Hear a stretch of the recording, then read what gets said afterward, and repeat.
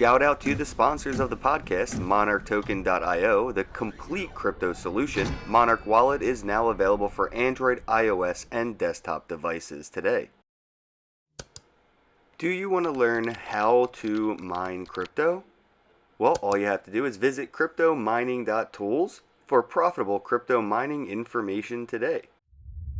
The Divi Project, that is diviproject.org, your one-click solution for staking and masternodes. Earn cryptocurrency using social media platforms like Somee.social, SOMEE.social, New Era Social Media. Get paid to write reviews, like reviews, comment on reviews. Visit bravocoin.com and get paid to review. Available for Android and iOS devices, bravocoin.com. Shout out to the sponsors of the podcast, MonarchToken.io, the complete crypto solution. Monarch Wallet is now available for Android, iOS, and desktop devices today. Do you want to learn how to mine crypto? Well, all you have to do is visit cryptomining.tools for profitable crypto mining information today. The Divi Project, that is diviproject.org, your one-click solution for staking and masternodes. Earn cryptocurrency using social media platforms like Somee.social, SOMEE.social, New Era Social Media. Get paid to write reviews, like reviews, comment on reviews. Visit bravocoin.com and get paid to review. Available for Android and iOS devices, bravocoin.com. Shout out. Hey, how goes it? Ken Bozak here to talk about Bitcoin and Bitcoin accessories. And today I'm with my bro, Andrew Wagner. How goes it, bro, of CoinFest? Just waking up. How are you? Same. Actually, that reminds me. I haven't waked to bake yet, so... Nice. You do that on camera every time.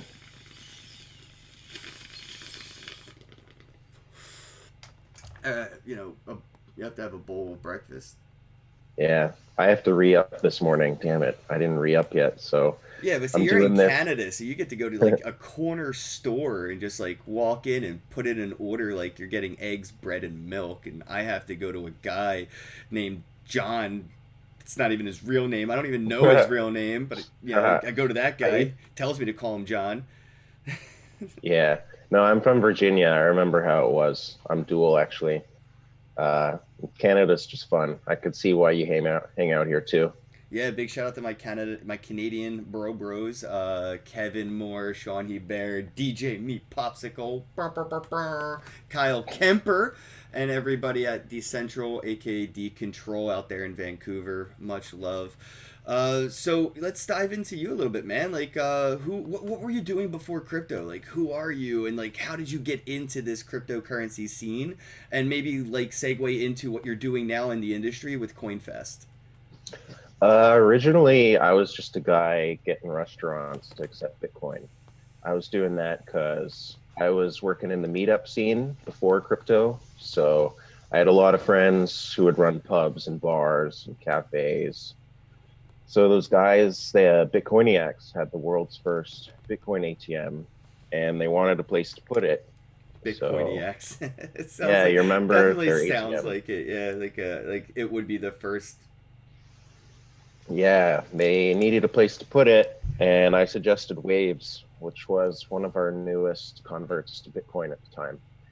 But then that kind of like fell out of style, I guess. Like, people don't run around making places accept Bitcoin as much as they used to. Or I definitely noticed a drop in attendance numbers at the meetups we had at each bar. Do you think that might be due to like forking and everything surrounding Bitcoin with that, and then like the transaction fees and the volatility at the moment? Like, when we were seeing the bull run, I think that's when we saw the most on-ramped merchants accept it, right? It wasn't during its like pretty stagnant price time. It was during its very volatile bull run that a lot of merchants started to accept it. Yeah, I think it's also that really early on, people didn't identify more use cases beyond payment yet. So it was all about making places accept it and use it. And now there's gaming and all kinds of stuff going on, healthcare and insurance, people trying to do smart contracts. So it's kind of divided our attention, I think. Yeah, and I don't even think that's like a fair use of it. Like, who wants their medical records on the blockchain? I don't know. Right. I don't know either. I mean, like with a lot of these, like issues with surrounding like the conversion of where the documents are now and the on ramp to getting those documents onto a blockchain. That process is going to be probably not within my lifetime to see a lot of this like transact into a blockchain technology, and it's just like you said, it's diluting a lot of the time and efforts for the other reasons we could be using it. You're into games on the blockchain though? Yes, I think that's probably one of the best use cases for the tech is blockchain for gaming. It has the timestamping, the open ledger. It's fair use. You can go and make sure that somebody isn't cheating because it can all be audited by the ledger. A lot of issues people have in gaming is cheating, and especially when it comes to like competitive gaming and stuff like that. And then there's issues with like even centralized online gaming where like the servers could be hacked and somebody's using some kind of like time delay. So like I remember everyone had those like lag switches back in the day for Call of Duty and stuff and Halo tournaments, and people got caught using lag switches at tournaments, and it was something that easily could have been caught using blockchain if you were using it for that tech. So I like what Steam Monsters or Splinterlands is doing with blockchain, and the whole game is on blockchain. And then there's other games that are like outside of that where not every protocol is a smart contract, not every interaction is a crypto blockchain communication, but they use cryptocurrency assets for in-game use in that centralized environment, like kind of like Gods Unchained. Yeah, I played all the different types of them. Some are more centralized than others. But I don't think everything needs to be decentralized down to its final atom. There's levels of decentralization and levels of centralization that are acceptable. As long as the in-game assets are decentralized, then if something happened to the central game, somebody could utilize those assets in another video game because those assets are open source NFTs. Yeah, it depends entirely what you want to do. Like I play one game. What's it called? You ever heard of Hi, Greg. Tap? You ever Sorry. heard of Tapcoin? The Tap project? No, tap coin. Yeah, they have a game where it's not as decentralized as some other blockchain games like Zaya, where but the thing is their game's single player. So I don't really need a server for a single player game, right? Good point. But I do still want my items to be transferable between that game and other games and stuff like that. Yeah, that's that Ready Player One environment I'm waiting for. I think like what Engine, Wax, and everybody's really kind of trying to do, and Silicon Nexus, projects like that, they're trying to build that environment where there can be a cross atomic swap type of an environment for these NFTs. Yeah. I do like some of the concepts of a fully decentralized game like Zaya's. Like, I don't know if you ever tried 100 Coin back in the day. It's just very nascent technology. Like, when you have a game fully on chain, they're not yet, you're not yet going to play World of Warcraft that way. You know what I mean? The 100 Coin was a very simple, two-dimensional, turn-based MMO. And it was slow. You Did you needed a see solid. the fighter game they're doing on EOS or something? Like they have like Brock Pierce and Amber. Like you can have all these characters as like crypto celebrities fighting. It sort of looks like Tekken on the blockchain. I think I saw it a bit. I didn't get too into it, but they do need cool ideas like that, or you can NFT anything, including people. I mean, we already make action figures of people like this, or we will. Right, but we So don't need every punch and kick, right, to be a transaction on the blockchain. It's going to start to be very costly unless we start to see a lot more of the sidechain utilization in the games take place. that's their goal, and that's just a long lot of work. The people trying to do that now there's one group I can think of, the Zaya group, and they are doing Lightning Network adaptations for their game. So you can play Battleship on Zaya, for example. It's fully decentralized, but you can't play Halo. You know what I mean? Right. It's still nascent. I do like the idea long term. Like if you know the history of 100 Coin, we had a guy who took over the game. He just got too powerful. It's kind of like you into World of Warcraft, or not World of Warcraft. You into South Park. Oh. South Park had a WoW episode Oh, I where remember that where they like got addicted to the game, right? And like they all got like acne and fat and were shitting in bedpans. yeah, but more importantly, one guy took over the World of Warcraft and killed Oh, the that's mod's right. admin. Yeah, with the That legendary scenario, sword. yeah, that scenario happened in HunterCoin, where one guy, they called him the Dominator, got too powerful, and they had to band together and try to defeat him. But in the real world, they lost, and they had to fork the blockchain to stop the Dominator. That's So you, funny. so you can see there's consequences to full decentralization. It can make interesting types of games, but it's still very, very, very new.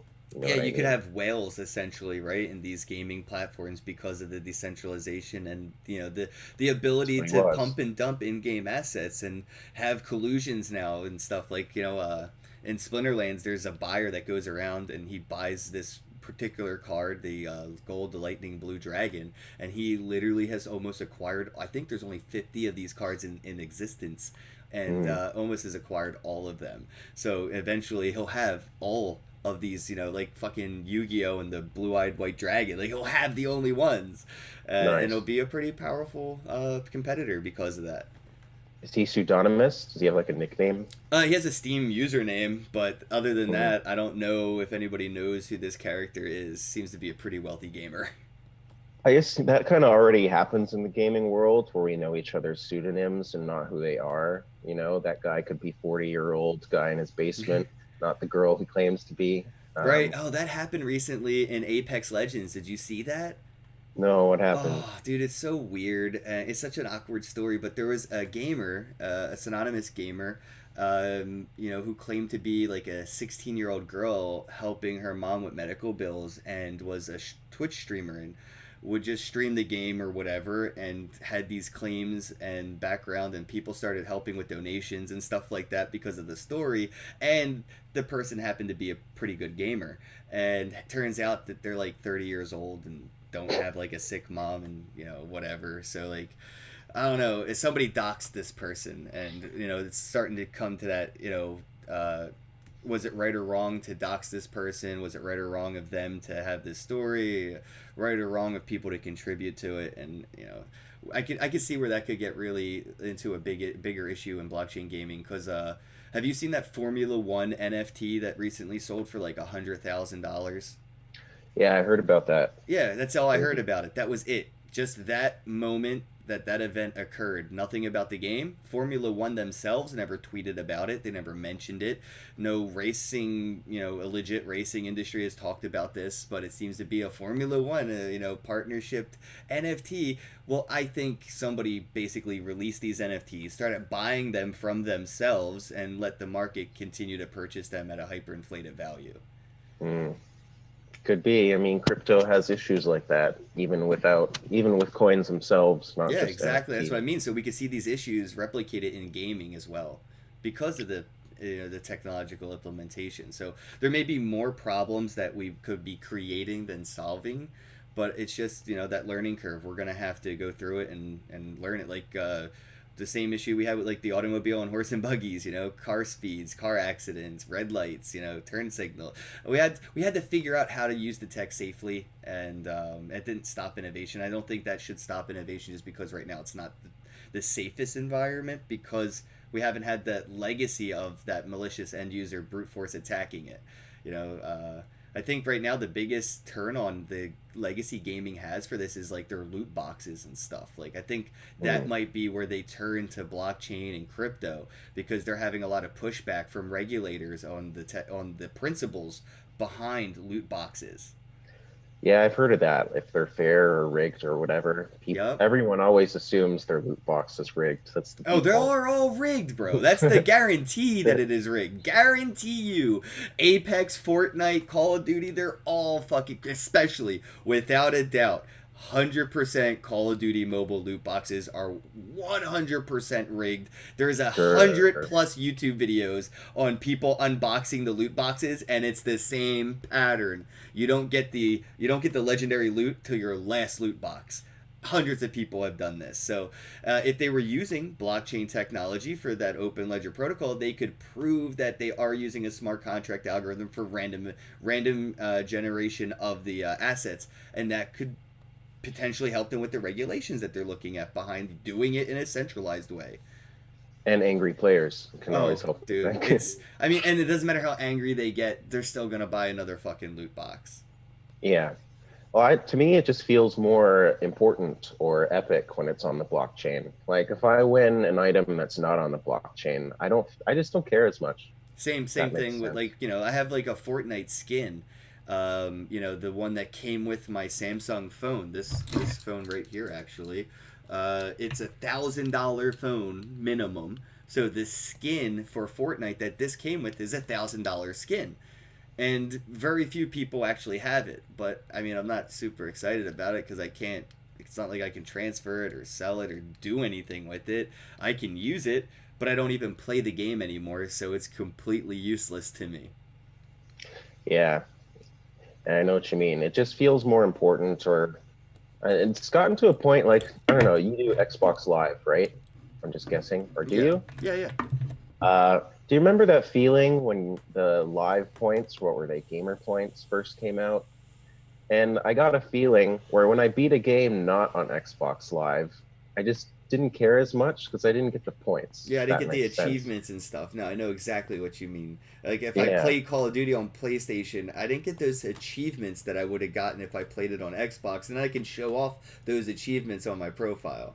yeah, which we did, right? And that probably led us to play more on our chosen platform. Like, it just felt more That's a good point. real. And when it comes to synonymous gamers, a lot of the legacy is your username. And what happens is somebody may steal your username when a game comes out, and you'll have to put like the official, Ninja, or Ninja for real or something. You know what I mean?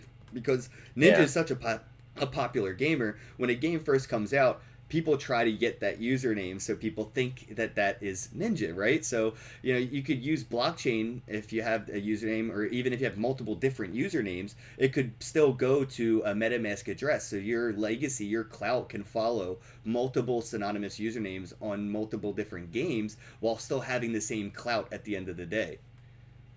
yeah. I've heard of some doing that. I know Zaya was doing that too. I just remember them because I read their white paper semi recently. But yeah, I mean, when you use a name system, basically, it's pretty cool. You could even sell your username if you wanted to.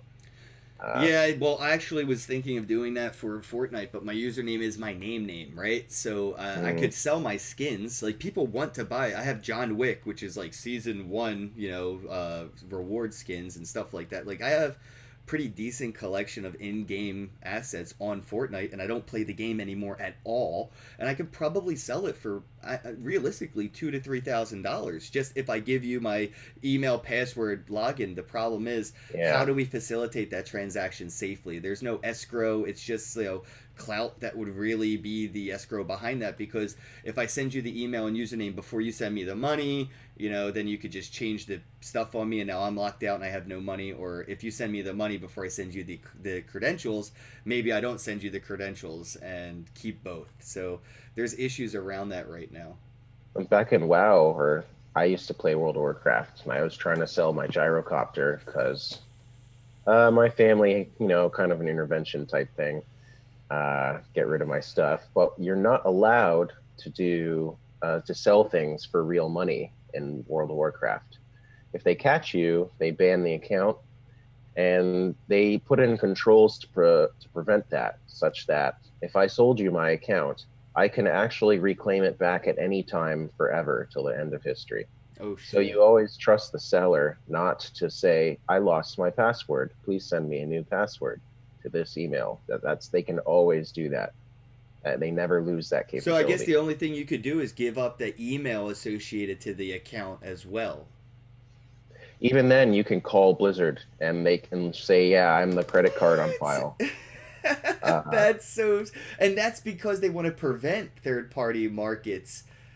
Why is it that we see these games like, trying so hard to stay in their ways, like sort of like how Blockbuster did the same thing. They didn't want to innovate, and it was because their business model works. It's flawless and they do make money, but it's clear that the market is moving in a new direction, and the legacy gaming market is not incentivized to move forward. They want to keep their market centralized. They're not seeing the potential in third party exchange liquidity.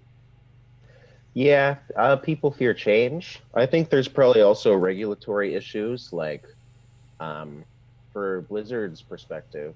I'm guessing the IRS came and talked to them about the auction house, Right, it would be a money laundering game at that point. or they wanted sales tax on proceeds Ooh. from the auction house. Ooh. Yeah, no, they're not So playing that game. Nope, nope. Exactly. The gaming industry at that point would just say, "No thanks."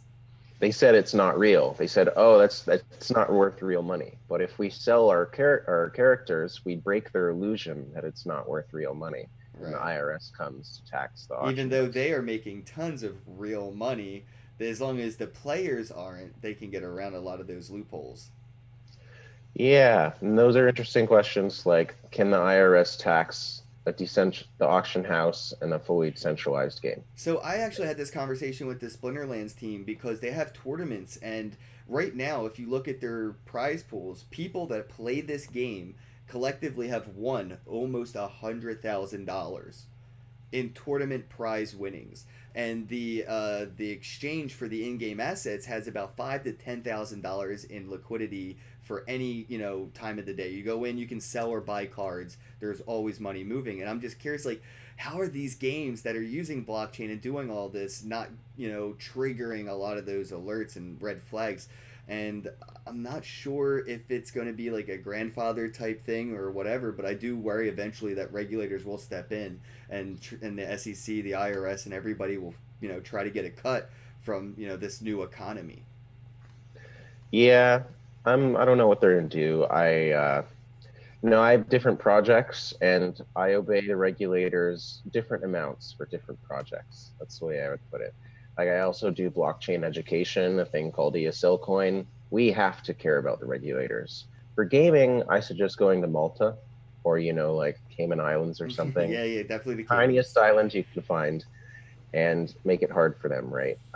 Because at the end of the day, it's if you have a physical store accepting Bitcoin, or in my education example, a school, they can come to your doorstep. But it's more difficult for them to invade the World of Warcraft or whatever virtual land you're in and send troops in there and go to the auction house. Yet, wait until they figure out how to use their printable US dollar to manipulate your markets and be bad actors, because it's free money to them, right? I mean, at some point they could attack with a 51% attack at your market level. I do think we could see interesting things happen when Blizzard or these AAA legacy game developing companies start to see the threats that these decentralized games propose, and then decide to invest money in trying to be those bad actors by buying all of the rarest loot and kind of just burning the keys to it, and or trying to be like that dungeon master in the game and try to make it unfun for everybody because they have more money than these startup games. Yeah, I don't know. Although I saw Ubisoft was getting into gaming. I don't know Yeah. if you noticed that, but they're Yeah, they're making it like drag and drop to tokenize in-game assets for any legacy developer that uses their developing tools. So if you made a game for Ubisoft in the past or are currently making a game on Ubisoft, you can tokenize the assets. I believe it's with Engine, right? I think I so. don't recall off the top of my head, but that wouldn't surprise me. Nah, I me like the neither. engine Yeah, guys. I like the concept of being able to melt the asset for the tokens that it's backed by, and I think that backing an in-game asset by a token creates a whole new like value aspect to the asset. Like one thing for it to be an NFT, another thing for that NFT to be redeemable for an amount of Ethereum at any point in time. Yeah, it's a cool concept. Well, engine's really done like they kind of came into the scene really fast and really strong. They had a huge war chest. They seemed Very like a impressive. scam at the beginning, bro. I cannot deny that. Like it was such a quick project come up that I was just like, gotta be a scam. Like fuck out of I here. I thought of it like Xbox. Remember, Xbox came into the game market really suddenly. There was existing players like PlayStation and Nintendo, And and Microsoft was taking a huge risk. but it paid. They worked. They came in, and now they're huge. Did you see Like, what Microsoft's doing with their new Xbox? They're literally competing with the PC gaming market for the first time in console history. The gaming uh, wars have started this year. 2020 is the war of gaming, bro. Like console versus PC. The tech has finally caught up, bro. Like this new Xbox, I think they're calling it the S or 1S or whatever, Project Scorpion or something. Like, dude, bro, so good. Like I was going to buy a gaming PC and then I play PS4. I have an Xbox One. I prefer the PS4 for gaming because it's, in my opinion, it's a better gaming machine. It's been more reliable, and the new Xbox just, yeah, replacing the use of a gaming PC finally. don't worry, I'm not a fanboy of any console. You're not gonna offend me. But there's I like do, that whole like tribe between like PC gamers and console gamers, man, and it's yeah. finally at a technological equivalent. It's never been there before. We could see that with blockchain gaming, I bet.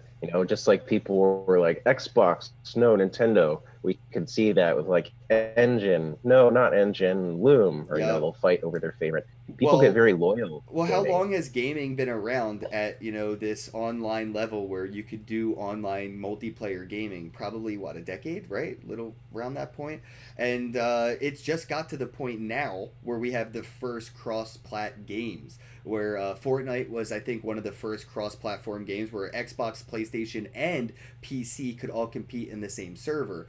I think Call of Duty's doing something similar with their Battleground game mode on the new Modern Warfare, where you can compete in that multiple, like multiverse. Yeah, just Mike Trick. Yep, exactly. Multiverse of gaming. Just said it in the chat. They're starting to build that now in the legacy world, and they're realizing how difficult it is. And I think that they're going to see how easy it is for the multiverse of blockchain gaming to really interact with each other. Yeah, that's one of the cool parts about it, I think. Next, I don't know if you've seen what we're doing at blockchaingaming.com. We have meetups once a month. Our next one's featuring Ethermon. And this guy I is have some of traveling. those. Oh yeah, Yeah, that's yeah. I haven't tried it yet, but he's bringing like a plushie thing. He's got it on his shoulder, like he wants to start embroidering QR codes in him and stuff like that. Oh, that's cool. Uh, I have a physical doll. I think it's from Stellar or something that has like it's like a physical doll. I don't know. It's cool. They put like a public and private key on it, so like it's a tokenized plushie. So it's definitely doable. I think the name of the company that does it's called Lux or Lux Official on Twitter, and you can like tokenize plushies or T-shirts and stuff. yeah, he's gonna give away some plushies to our or mail them to us. I think it's pretty. I mean, it's kind of like Pokemon, right, in its concept. Yep. But I, I was obviously super into Pokemon back in the day. If you couldn't guess that. Same, bro. I think I played Silver like 50 times just to keep beating it. Yeah. Did you ever catch the Mew in Red and Blue?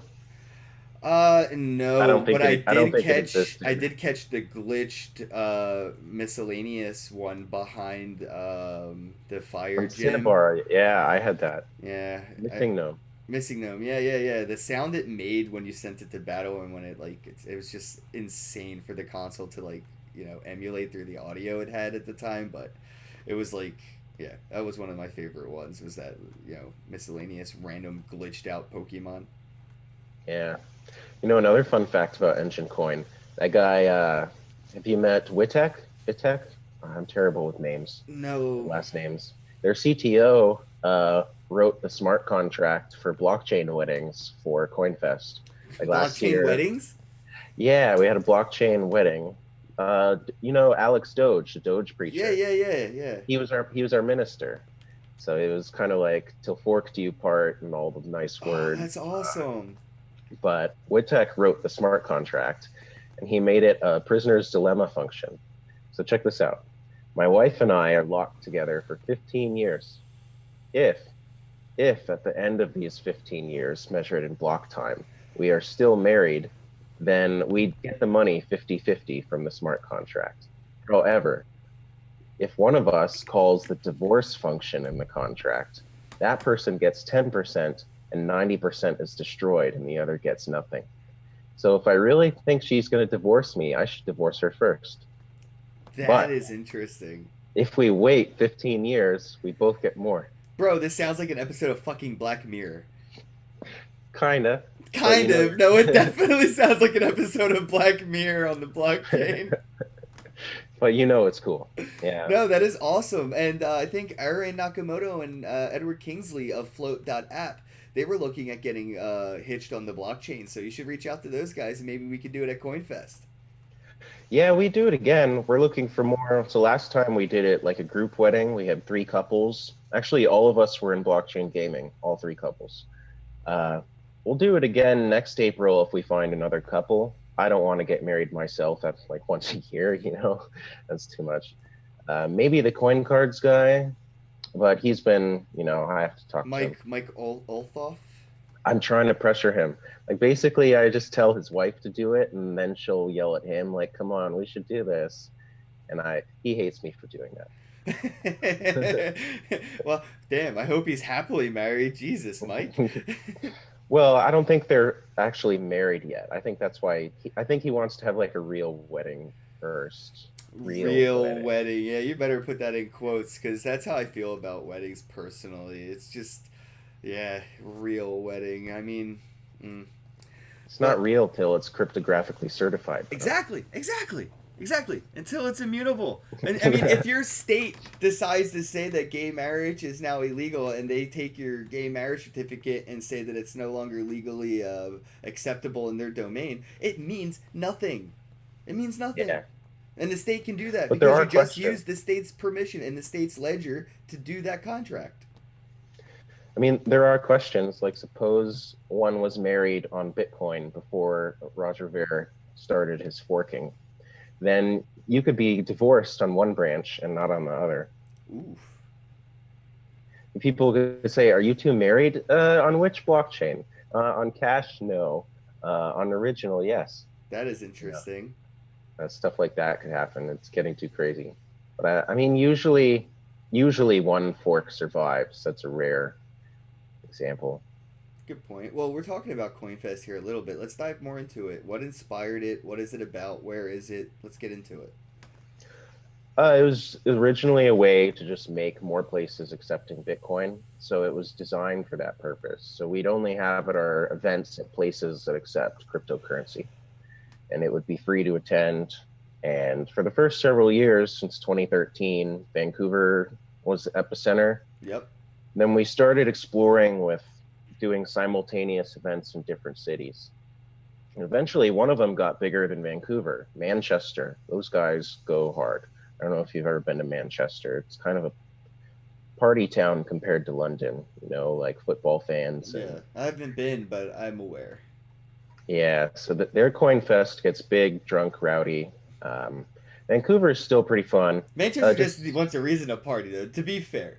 I mean, I'm sure CoinFest is cool and all, but Manchester's like, oh, it has Fest in it? We doing that. Yeah. We also, I guess it's also popular in Africa, probably because of the grant funding, right? So CoinFest has cities around the world, but we have one multi-sig wallet that guards funds donated to the global organization. And inevitably, the grants are claimed by people from less developed countries. So as a result, you'll often see CoinFest, Nigeria, Ghana, Botswana. That's kind of fun because you get to feel like, if you send $5 to a Canadian, what does that really make a difference? Like what? Ooh, thanks. I can get a coffee. But $5 to a Ghanaian can really make a much bigger impact, when you do things with crypto. Yeah, I'm waiting for the legacy charities to get on board with this, and I know it's not in their profit margins or even in their fucking roadmap to actually help people that you send money to, but Hurricane Katrina probably never saw any of the victims probably never saw a single dollar that was sent to the Red Cross to help. And a lot of relief efforts that were sent for the 9/11 never really actually saw money spent on the ground. So, like seeing charities, that could be using this tech to help. Like you could have a QR code linked to a multi-sig smart contract for these people instead of dropping your change in a jar kind of a thing. Well, it's hard to pay people in Africa. Some of them do not have bank accounts, and those that do, actually, my wife is Filipino. For Christmas, we're remitting funds back to her family in Bitcoin. Bitcoin is cheaper than her traditional remittance option, actually. Yeah, Um, but see now here's where the other side of the argument, which I'll play the devil's advocate for the sake of the conversation. Well, if they get Bitcoin in the Philippines, you send her family Bitcoin. What good does that do them now that they have this currency that they can't pay their rent with? all right. I mean that it's cheaper to send them Bitcoin and for them to convert it to pesos than it is for us to use the traditional banking system. Right. So how do Even they when convert it to pesos? they have an app on their phone that's popular in the Philippines. I forget off the top of my head what it's called. So it's sort of Coins. like a Coin, Coinbase. coins.ph, I think it was. I can't recall exactly. Yeah, sort of like a Coinbase, where you can send or receive Bitcoin or dollars and receive either or, and they take care of the exchanging aspect. See, I've seen similar uses of this, and looking at Western Union, I think they announced a few months ago that they're looking at Bitcoin and cryptocurrencies for transacting, but it's still going to take a huge percent, even though they're saving a huge percent by using the tech because, there's still huge issues of, the fees that Western Union implements. Plus, there's a lot of unidentified and every other, you can't, maybe you're sending money to somebody because they lost their wallet. Well, they need to get a new driver's license and credit cards and stuff. That's why you're sending them money. They don't have their wallet to go to Western Union with to get the money they need to get all those things that they need. Yeah, it's not fun. Another issue I've run into, and I don't know how to deal with this. So we've been paying vendors in Africa in crypto, and that's fine, but we still have to receive the goods. And so far, 2 out of 3 packages CoinFest orders from Africa have been intercepted by the authorities. They always think it's from Nigeria, huh? Let's check it for drugs. And they rip it.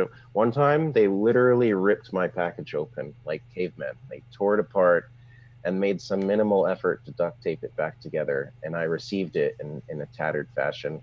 And I was just, There's come a on. platform called Particle that's really interesting. I don't know if you've seen it. It sort of reminds me of Silk Road, but the escrow contract that they use is really interesting for insurance for situations like that. So, say the package is $100, and the supplier is shipping you the package. You're sending them the money.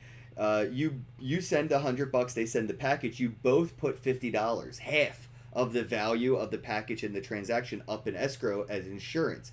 If the package never shows up, then he pays for half, you pay for half to get another one sent, or you can get half of it back. Or if for some reason you get the package and say you never got the package, the supplier isn't stuck with footing the whole bill and resending it again. So you're incentivized not to lie about receiving the package. They're incentivized about not lying about sending the package.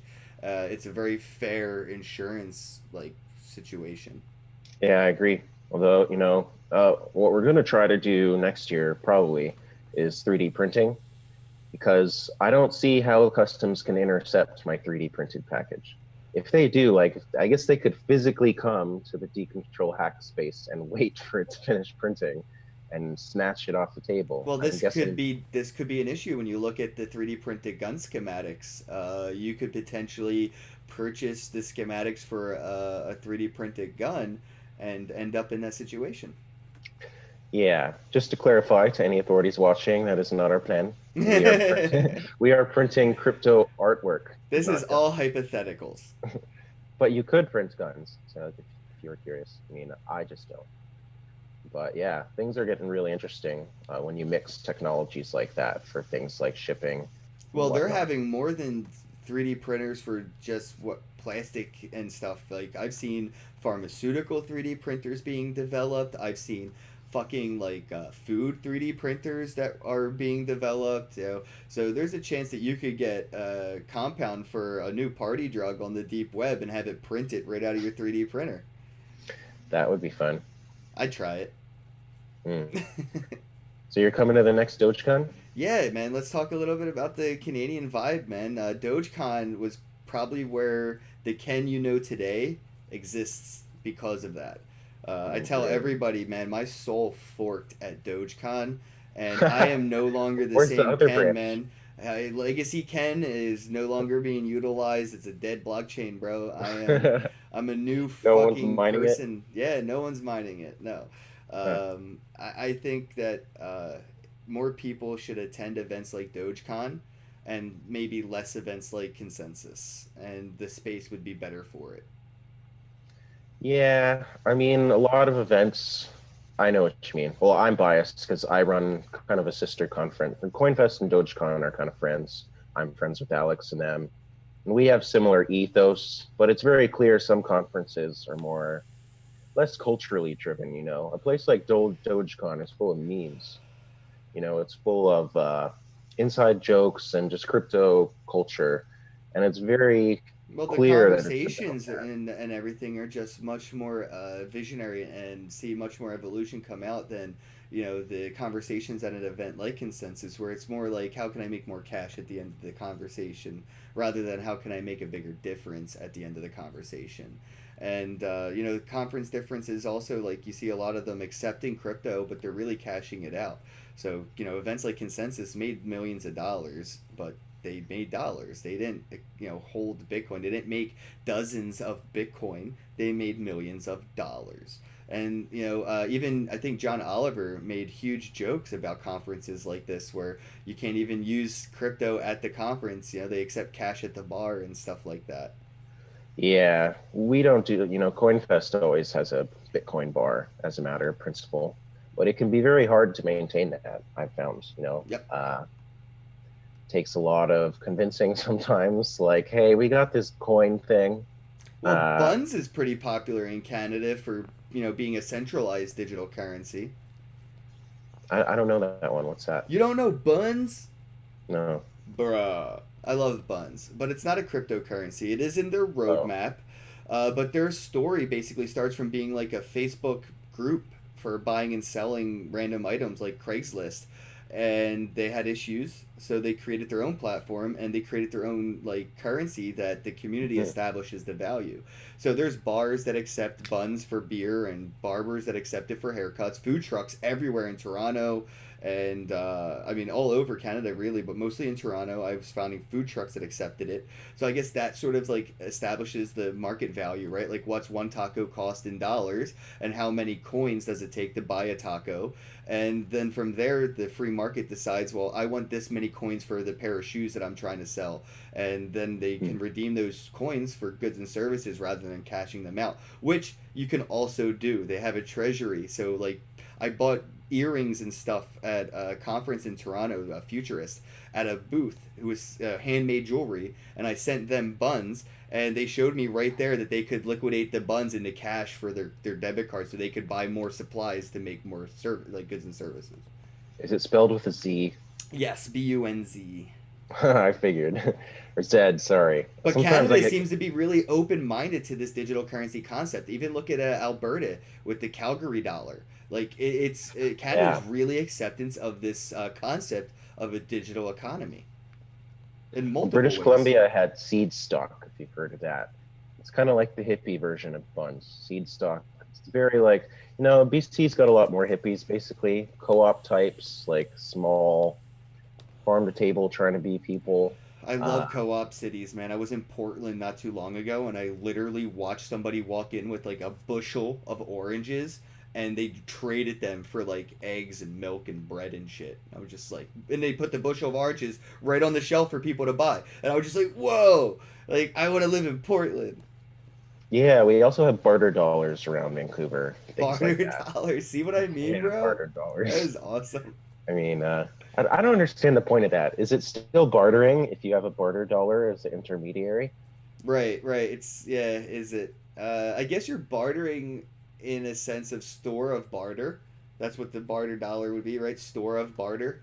Isn't that what money is? I don't understand. I But don't it understand. isn't though at the manipulated centralized points. It could be, but unfortunately, because of the supply issuance and the manipulation by the Federal Reserve, you can't Mm, truly store your value that you provide the world in a barter economy sense in the dollar, because your time energy converted to that dollar is manipulated to be worth less over time when your goods and services, as you progress, obviously gain time in a professional environment. If you're a plumber for 50 years, that token that you've distributed 10 years ago is worth more now because you probably charge more, and the token is worth more because of that, because your skills have increased. yeah, stuff like that. Well, I think barter dollars are pretty centralized. I tried convincing some of those legacy digital currencies to go blockchain, and they're very stuck in their ways, a lot of Yeah. them. If it ain't broke, don't fix it kind of thing. But You know it what I is mean? so broke. A lot of It's this hard to convince stuff, them that. yeah, a lot of this stuff is so broken. I mean, people think Twitter works and it's not broken, and it's completely broken. And the censorship is only getting worse.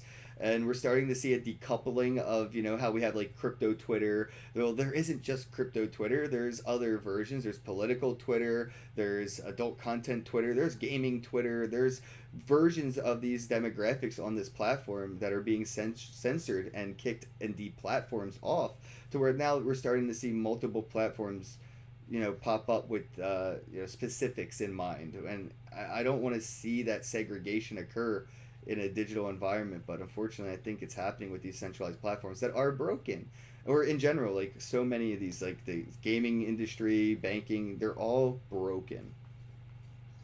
Yeah, I've had that issue a lot in the education industry too, especially because the participants in education are often older and very like they've had their system for decades. And when you've had a system for decades and it's still profitable, you're very, very reluctant to be convinced because people are lazy. Change takes effort. And if you've had it that way for a long time, it's hard for them to listen to you. The more You know, comfortable it's you are, the less inclined you are to evolve, and that's why we see this as a paradigm shifting opportunity. Is because those at the most disenfranchised parts of each sector of any industry have the biggest reward to risk ratio for doing this, as opposed to the comfortable monarchs at top that don't. And that's where Netflix and Blockbuster and Yellow Cab and Uber and Bitcoin and banking will all see their paradigm shifts occur. Yeah, I hope so. I mean, it's very clear to me so far that people in need or countries where people are in need have been getting really excited about cryptocurrency. Like if you go, the Nigerian scene is really thriving, for example, because Nigeria has been inflation and crypto controls and just, yeah, wherever the central infrastructure fails, decentralized platforms are popular. You know, it's fun. We've also, wherever there's censorship issues, I think, like gaming's had that from time to time. I guess lately the Hong Kong politics have been kickstarting that again. You see a Like, lot of the people protesting in Hong Kong accepting Bitcoin right now. yeah, but the gaming people are so actually the Ethermon guy is flying to Vancouver from Hong Kong Oh for our wow. next blockchain gaming meetup. Well, But I I'm feel gonna like it kicked off with the whole hashtag freedom for Hong Kong on what was it, League of Legends or Gods Unchained or Gods Unchained, right? Gods Unchained did the thing where they tried to show up Blizzard when Blizzard banned that guy for shouting and they their stole a slogan. $250,000 from a kid just trying to promote freedom. I think it was 500,000, but yeah. Yeah, it might Um, have been more than a 250,000. You're right, and Gods Unchained was willing to pay that rightful winner of the tournament the money that the Blizzard said they weren't paying him, because all he said was freedom for Hong Kong. yeah, and yeah, got so I like, there's two things there. One is culturally, the people who run blockchain games probably aren't very likely to ban you for a reason like that. And secondly, sometimes they can't, like What is happening in my chat right now? I don't know. I don't see any messages No, actually. my YouTube chat is going nuts. Hold on, Oh, YouTube. I should go look. I gotta create an admin and block some of the. What are you guys doing in the chat? Oh no, I want to see. I'm gonna go look. Hey, Litecoin tech support. I'm making you an admin so you can monitor the chat because people were being weirdos. So you're a moderator now. I hope you're still in the chat. Big nose. Oh, that's not nice. No, they're talking about Jews. Yeah, I was like, my chat just went south real quick. Jeez. Oh So well. let's talk about when Dogecon's popping up, when CoinFest is popping up, and when people should keep an eye on Canada for these events. Oh, geez, I just forgot the next Dogecoin off the top of my head, I but I don't know if know they I'm gonna. announced it. That's why I was asking. I was like, oh shit, they announced the date. Oh, they told me privately at some point. Oh, so they Uh, have a date in mind, which is awesome. Okay. it's going to be, yeah, it's going to be in 2020. I think it's going to be a couple months before or after CoinFest, which is in April. Okay, so Uh, CoinFest is April when and where? oh, which city are you going to? I mean, if you come to Vancouver, Oh, that's what I mean. I would like to go to the Vancouver one. that's good. We have a dab rig. Um, Nice. You had me at Dab. yeah. No, probably we usually do it on the weekend. So this is always the first full week of April. For us, it's the weekend. Let me do my date math. That's look at calendar. All Yeah, right. it's probably gonna be 4th or 5th of April. Yeah, we do it around the weekend. Probably we're gonna make gaming the centerpiece this year of CoinFest because all of us are video game nerds and we can. What would you do? I mean, like, uh, should be fun. It's free to attend. You're welcome to Free. come. How do you monetize that? Um, CoinFest for me was a resume building project. I have other startups now that I work on, and CoinFest was a way to start my name in the crypto space and prove I could do a thing. Now that it exists, I kind of have to keep doing it. I've So looked it's at a people. burden of a resume. Yeah, I've offered to step down in the past. Like I offered to give up the website to the Manchester guy, and he refused. Somebody said there's a 4chan article about me. That's why everybody's here trolling. Oh. Oh, that explains. Well, shout out to 4chan. Oh, great. Just what we need. But Well, I feel like 4chan needs to get bigger into Bitcoin as a community too, man. I don't know what the fuck is holding them back, but I would have thought 4chan would have been all over this shit.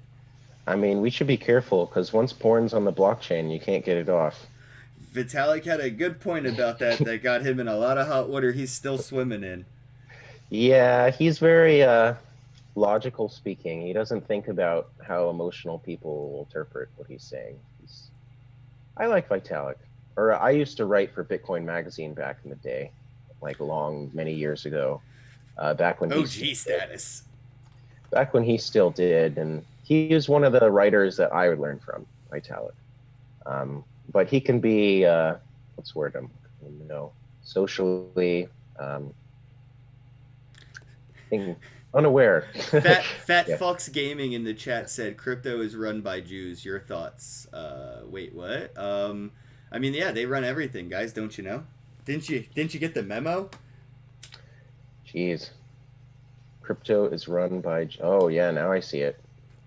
I came here from 4chan. All right. Well, a big shout out to 4chan. I mean, I welcome you guys with open trolling arms. Give me your worst comments. Hey, that's how you know you've made it. Come on, bro. You should be happy. I don't even know how to feel. It's so weird. It's so stupid. That's why like I'm just gonna smoke a joint and try to relax. I have too much. Victory is being hated on 4chan. I have too much social anxiety for all of this. Oh, that's too bad. Yeah, You don't seem like a social anxiety type on camera. bro, I'm such an introvert. We couldn't tell. I mean, on social media, you're very hilarious. Yeah, I'm pretty good in small groups. I just that's the thing is like I go to a conference like for crypto and people look at me and they're like, "Yo, did you just get back from Burning Man? Did you go to the Lightning Festival?" I'm like, "I don't do festivals or any of that stuff." They're like, "You look like you'd have a great time." Like, I'm sure I would, but honestly, the only reason I leave my bedroom, bro, like straight up, is to go to either a Bitcoin meetup, hang out with my crypto friends, or go to a conference, and That's sort of the only reason I've seen the world. Like I had the ability to travel, I did fairly well, but I never had a reason to go to Hong Kong until Token 2049 had a conference, and I'm like, Oh, well, you're going? I already went, and it was amazing. But I would be going again, maybe. I have a coin to toss because I have like this weird love hate with travel, and it depends on the level of inconvenience that travel costs to get there. And like going to Hong Kong was a 17-hour flight, one way, straight flight, 17 hours. And the amount of turbulence and the amount of times I said to myself I might die probably outweighs me going to Hong Kong again. Hmm. Yeah, I I freak don't out on an mind. airplane, bro. I'm the guy on an Oh, airplane with like hands dripping water. did you try beer? They serve liquor on flights. Dude, you know what's funny? Somebody was telling me about that. That you get free drink. I don't drink alcohol to the point that I did not know that my flight to Hong Kong came with free drinks. I just thought everybody on the flight had money because everybody was drinking. Hmm. Yeah, it's not like Air Canada. They're lame. You gotta pay. I heard this stream was anti-Semite. It might be in the chat. I don't know. I mean, shit. I'm not. Me neither. My dad's mom is Jewish, but I don't think that makes me a Jewish because my Me mom's Jewish. not. Yeah, wait. I don't think saying a Jew is politically correct, but a Jewish, I believe, is politically correct. I could be wrong. I'm not in the demo. You're totally feeding the trolls now. This is what they eat. Uh, Oh yeah, I Talk know. I right gotta here. keep them here, dude. It's Google Analytics. I need the AdSense, bro. Oh, I see. Yeah, I don't think I would personally visit Hong Kong anytime soon. I don't know. Yeah, people ask me about going to Jeff Berwick's Anarchapulco or whatever. What I'd is go it? there. I'm not going to Mexico, bro. I have no Oh, reason to go to Mexico. I have no interest in going to Mexico. Nothing against it, but like straight up first world like privilege, America's pretty fucking great. Like in that sense that I don't need to really have to learn a second language to go and interact. Like I don't know. I don't. When I was in Hong Kong, not knowing Mandarin sucked. It I think they sucked. speak Cantonese, most of them, but yeah, Well, not speaking any version of Asian yeah. dialect, dude, it literally sucked for me. And I don't know Spanish. I don't know Chinese. I don't know any other language. I know ghetto and I know English. Like that's it. So I Uh, do pretty well in the city. I do pretty well in the urban environment. I don't do well in other countries. And me going to Mexico, even as a Bitcoiner, like, dude, I get like way too worried about somebody kidnapping me. Like, you know, did you see the article like 3 weeks or 2 weeks ago about the man that was kidnapped in South Africa and basically tortured into giving up like yeah, I I've think it heard was like lots of those seventy thousand stories. dollars worth of Bitcoin, and that was like that's only what we hear. How many people does this happen to that don't go to the authorities because they kind of can't? I don't know, man. That's why I didn't go to Hong Kong. I mean, I have a Canadian passport, so China, we have a travel advisory for Chinese territories, right? Because political blah blah blah. Also, I've been having weird stuff happen to me because I talked too much shit about the president of China on social media. Oh, you So leave Winnie the Pooh alone. so one morning I woke up to three Chinese voicemails between 6 and 8 a.m. Like, and the first two, I was like, this must be spam. The third one, I was like, okay, I think I'm being harassed. Because if you were trying to scam me, surely English would be a more effective method because I don't know what you're saying. So I can't buy your product or go to if you're the IRS, I have no idea, sir. Like, and I just got Whoa. annoyed.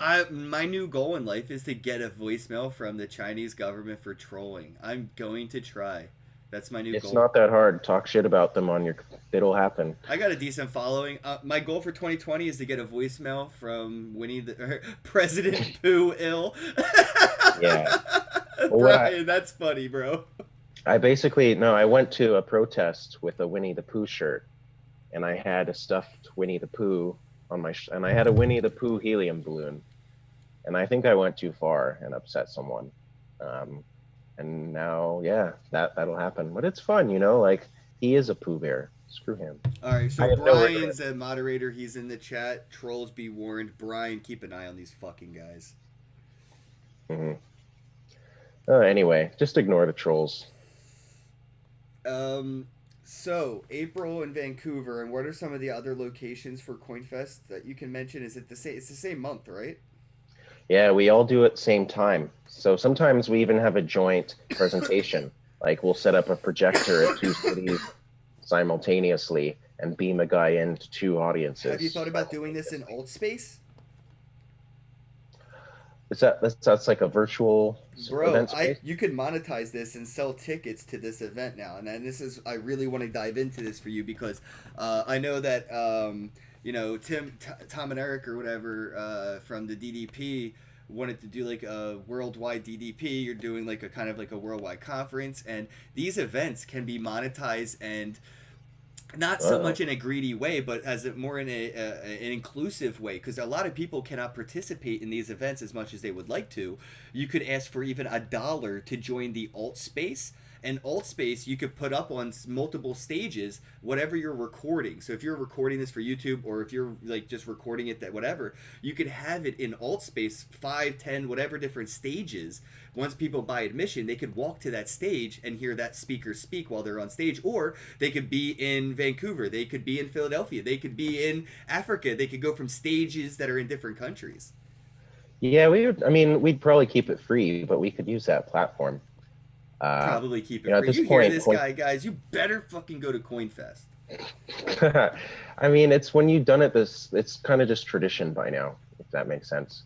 Like we call them traditions. Well, that's the Uh, thing is that's why I gotta go because I feel like I've missed the tradition. I haven't been to a CoinFest yet, and I'm sorry. no, that's okay. We'll put you on a panel or something if you want. Gaming's Panels the are where I closest thrive. here. Thank you for not asking me to keynote or fucking just do a talk. I hate when people are like, "Do you want to go on stage and just talk?" I'm like, "Who am I with?" And they're like, "No, just you." I'm like, I don't have nothing to sell. I don't. What do you want me to talk about? Like, you want to see if anybody wants to smoke or learn how to roll a proper blunt? Like, I can do that. I mean, we could do that. It's legal, but I don't think we'll do that. We probably will choose not to do that for reasons that I can't elaborate. I don't know. Well, I will be in Vancouver in April. That is a fact, bro. Nice. It'll be Count me good to in. see you. Hopefully, you got a woman with you or a Not man. not when I come to Canada, bro. I mean, the sex work game in Canada, top notch.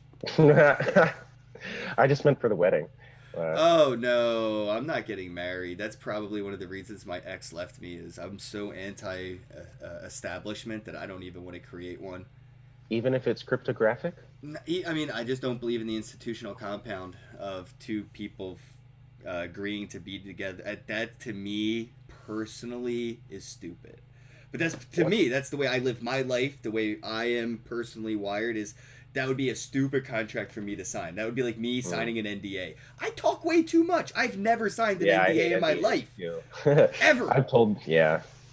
I think I have once when I like really had to, like, but I did so reluctantly. You I know what I just mean? believe in personal evolution so much that one day I go to sleep loving fruity pebbles, the next day I wake up and I cannot stand them, and I haven't really been at that level with a person, but it does happen to where like you kind of just stop hanging out with certain people because you just wake up one day and they're not your vibe anymore. And that's friends come and go, and you may love somebody, but you change and people change, and maybe the I'm a thing. creature of habit. Yeah, see, I'm not. I can't do it. I don't have a schedule, a routine. I can't keep a calendar to save my life. This podcast is the death of me that I have to do it at the same time every day. Because I don't know how people schedule bowel movements and shit. Like, I don't get. Mhm. I am such a chaotic person, bro. I live in chaos. Chaos is where I thrive. Yeah. I mean, no, I mean, I don't have a sleep schedule, but I can get used to a thing like pot or my wife or beer. I don't even have like the same. Yeah, dude. I feel like I might be at a level of schizophrenic with how quick I change tastes and things, and then kind of divert and go back to that like thing. So like how through high school people had like fads and like this person was like always like the gothic kid for 4 years in high school. This kid was always the preppy. I went through all of them in one year. Like freshman year of high school, I was everything: jock to freak to goth to punk rock to preppy kid, like all of it in one year.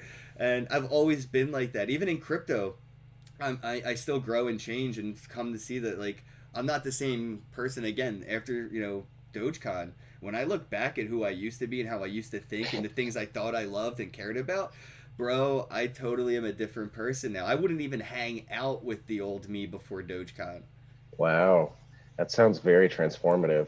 I'm so sad I missed the first one. I had to be in Europe for a thing. Speak at. It was an accident, bro. Chelsea just invited me out of nowhere, and I was just a big fan of her in general. So I was just like, yeah, I'd love to be there. I on a whim, I got there, and I like literally didn't have a place to crash. Had to figure everything out as I was in Canada for the fucking first time, and I ran into Kyle Kemper at a booth selling DDP swag, and I had no clue who Kyle Kemper was. Like, in Canada, Justin Trudeau and the family. I had no clue for probably a year who this guy was. And anyway, the day I met him, he kind of looked at me and was like, "Bro, you need some DDP swag." And I wasn't wearing pajamas and stuff or a fanny pack or any of that stuff yet. And he basically dressed me up and was just like, "Here, now you're good." And I came dressed up. I thought I was going to be at a professional conference. I didn't know what I was walking into, really. And I walked into a Kyle Kemper who gave me a ripped up sleeveless pre-search shirt that was like ribboned and like all like flary, and I walked into a conference where the guy on stage was talking in a very similar shirt but was very serious, and it was just like amazing because I love that's how I feel like people should be in this space, is like have fun but you can be serious at the same time, but don't take it seriously. Like, don't take this Bitcoin blockchain shit seriously. It's not going to help. It's like worrying. When you start to worry about shit, it doesn't help the situation. It's just not fun. Right. I don't own a suit personally. I might have at one point. Dude, you know how many after parties I didn't make it to because I don't own the right clothes to get in anymore? Like, Crypto Crow said, Crypto Crow has apologized so many times, I start to feel bad, but I didn't get into his Chainwise conference after party because Really? I wasn't dressed to code. And I was like wearing as much up as I could, bro. Like, I tried. The worst for that for me was London. I kind of don't want to go. Well, because I wear Crocs. I don't have shoes. And Crocs are not popular in London. I They're got not kicked popular anywhere. Shut the fuck up. especially London. Like, I got kicked out of a bar. I got kicked You out got of kicked out of a bar? Yeah, we don't serve people with those shoes here. Ooh, Uh, makes me almost want to wear them now. I almost got kicked out of my own hotel. Like, I'm on the way back to the elevator, and staff intercepted me because they thought I was homeless. And he I said, get that a lot. like, "Excuse me, do you have a room here, sir?" You know And how I many was times like, I get stopped by security at specifically at the World CryptoCon in Las Vegas? "That sounds lame. I A have no idea." lot, bro. Because I guess like homeless people walk through the casinos and they have to get kicked out or whatever. But They like, probably dude, do. they ask me 5 times an hour for my room card or something when I'm walking around the casino floor in Vegas for World CryptoCon. It's ridiculous. Yeah, They could at well, least I, do I, it I nicely. definitely do look homeless in there. I mean, I am always ready to take a nap. I have like an airplane pillow and a blankie with me at all times. Oh, but And I have you rock ever? pajamas, so. I don't see many homeless guys wearing Crocs, man. I don't get how I got that look. Yeah, that's a good point, actually. Have you seen many homeless guys wearing Crocs? Dude, I don't even think, even if they wanted it to be fashionable, it's so unfunctional for that community that Yeah, they couldn't even embrace free Crocs if they wanted to. they need socks. They're cold. Like, Right, you're right. That's a good point, and that's a weird segue to a weird part. But I remember that American Eagle and like Aeropostale and all these like mainstream big brand companies for clothing were asking their customers to stop donating their old American Eagle and Aeropostale and like Tommy Hilfiger stuff to shelters because it's giving the brand a bad name when people see somebody wearing an Aeropostale or American Eagle shirt asking for money. that's funny. Right. Yeah, I can see that. I don't care about them though. So it makes me just want to go buy brand new Aeropostale shit and give it to homeless people. Like, fuck you guys. Yeah, I don't like snootiness, man. I don't know. It's people should be real with each other. Yeah, that's I met this guy, his name's Wingman on Twitter, but I can't remember his real name. Jody, I think, is his real name. He's an older gentleman, probably in his 50s or 60s. And I met him in New York City at an NFT conference, and he was running the entire conference. Everybody was in suits. This dude was in a fucking onesie in his pajamas, walking around with like a fucking nightcap on, getting on stage and introducing like OpenSea to be a speaker of like, decentralized exchange. I'm just like, this old man is me, and he found a time machine. I've come back for, and so I like Don't people talk like to that. him. We'll Yeah. break the space-time continuum. Too late, bro. I love that dude, Jody. I'm pretty sure his Oh, name's sorry. Jody, but I call him Wingman because I know that's his Twitter handle. But it's NFT.NYC, and it's one of those events. It's like sort of serious because of the environment, but like the organizers kind of bring down the level of seriousness because of their like refusal of participation in the hoity-toity. So you have organizers organizing an event. People can come however they want, but the organizers are going to let you know that it's not as serious as you want it to be, bro. We came in pajamas. Relax with your three-piece Armani. Yeah, I like that kind of atmosphere more. You know what I mean? And every crypto conference, especially, needs a bar, in my opinion. I don't like conferences where they don't have a cocktail party or like You know it's what, not dude? a That's drink. you know what one thing every single crypto conference needs to have in order to get the fucking title crypto conference, whether it be Bitcoin, blockchain, fintech. That's what I'm covering. They need a DDP. All of these conferences Yeah, should have a DDP, they decentralized dance should. party, wrap up at the end of every single conference. Chainwise, Consensus, Futurist, World CryptoCon, the North American Bitcoin Conference, Texas Bitcoin, like all these conferences, they need to have a DDP so we can express people can really get a truer essence of decentralization by participation in a physical realm rather than going to a centralized conference that has gates of entry, that has censorship, all like every conference that almost takes place is the opposite of what they're talking about on the inside. Like at World CryptoCon, I can't tell you how many times on stage people were speaking about how to get people on ramped and how do we get mass adoption, and the cost of entry to hear that speech was $1,000.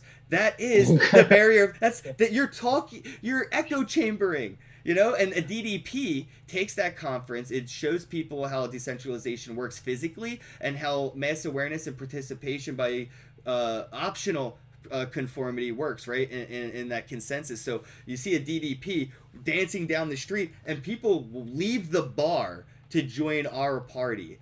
And that's what we're seeing happen with banking and Bitcoin and everything. But it represents itself so much better at a DDP.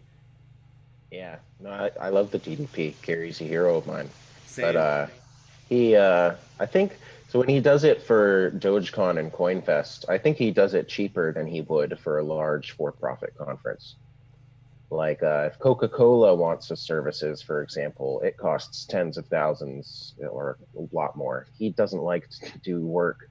He prefers to do them for community events, I think, Right. like, but yeah, it's good at the end. And like you said, it's very open, like people see it and they join it, and that removes And they some of have no the, idea what's happening, bro. Like my favorite conversations about Bitcoin have been during a DDP when somebody's like, I don't know how I got on the roof of this parking lot right now. I was at a bar and now I'm here. What is happening and why am I here? What is going on? I'm like, you know what? You're here.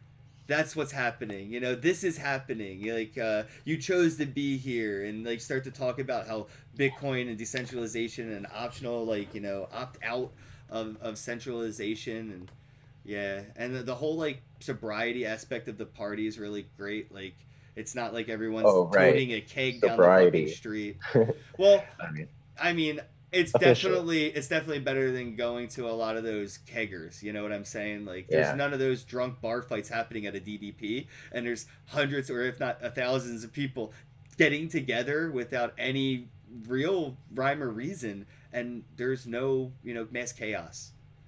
Yeah, it's based on, old Gary would say it's based on love. It That's, is. I can't make his voice happen sometimes. He's got that deep DJ voice, you know what I'm talking about? Oh, for sure. Uh, but yeah, I like that. I'll have another one.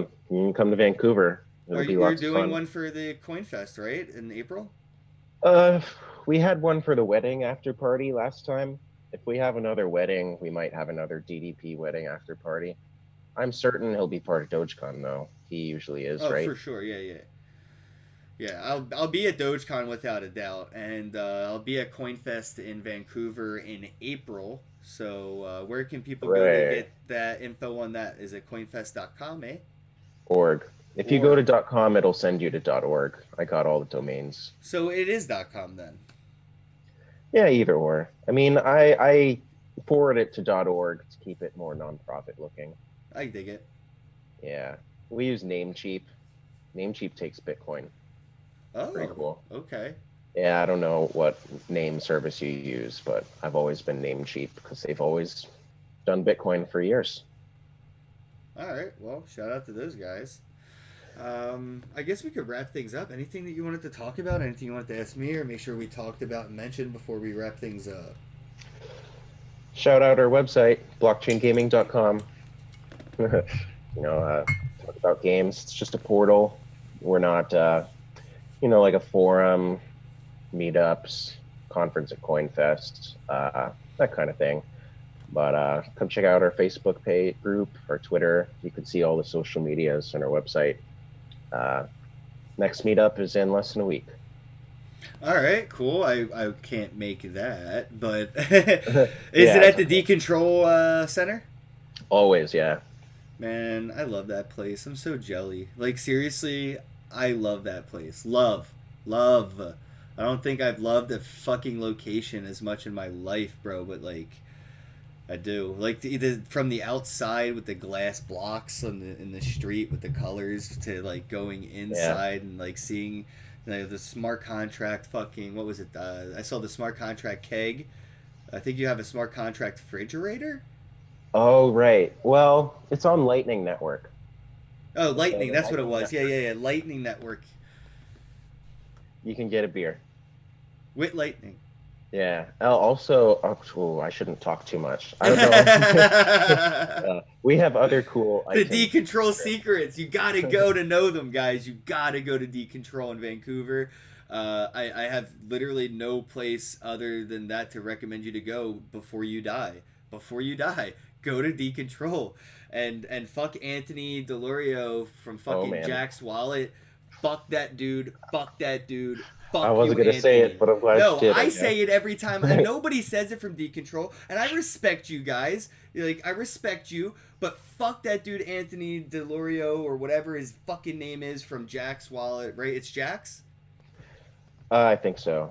I don't know. Fuck Yeah, that his lawyer gave us all a talking to.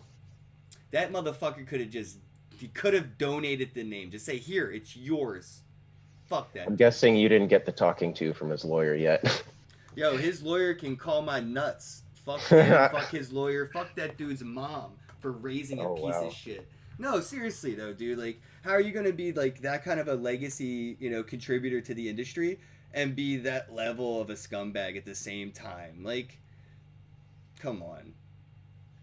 There's levels of this community, and some people don't belong at their stances where they seem to take that self-given seat. Like, that Jax is not a community project in my opinion. Yeah, I don't know. That's my opinion.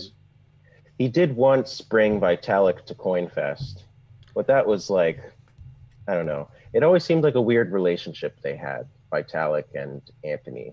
Like I met Vitalik's mom. She's super cool. Kind of catty. For a second, I thought you were gonna say hot. No. I mean, she isn't. She isn't not hot. I'm not gonna say she is though. But she, like, you wouldn't know. Like, I mean, I met Vitalik's dad. I met his mom. I met him. You would never know that they were his parents. Is what I'm getting at. Nice. I guess we should wrap it up, man. I'm getting hungry. Yeah, I'm sorry. I just like talking to you, bro. No, it was fun. Yeah, guys, check out blockchaingaming.org, right? Actually, that one's .com. Yeah, I own them both. It doesn't matter if you mix it up. This guy, see? Stop correcting me then. My apologies. Check out coinfest.org and blockchaingaming.com. And, that's right. And I Yep. appreciate you coming on, man. I really do. And I guess if you have a minute, stay on off air, and we'll talk about April. And I'll try to book my flight sooner than later. So, guys, thanks everybody for tuning in. Big shout out to 4chan. I love all you trolls.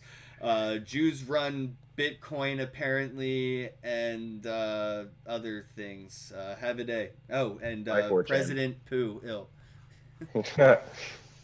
Shout out to the sponsors of the podcast, MonarchToken.io, the complete crypto solution. Monarch Wallet is now available for Android, iOS, and desktop devices today. Do you want to learn how to mine crypto? Well, all you have to do is visit cryptomining.tools for profitable crypto mining information today.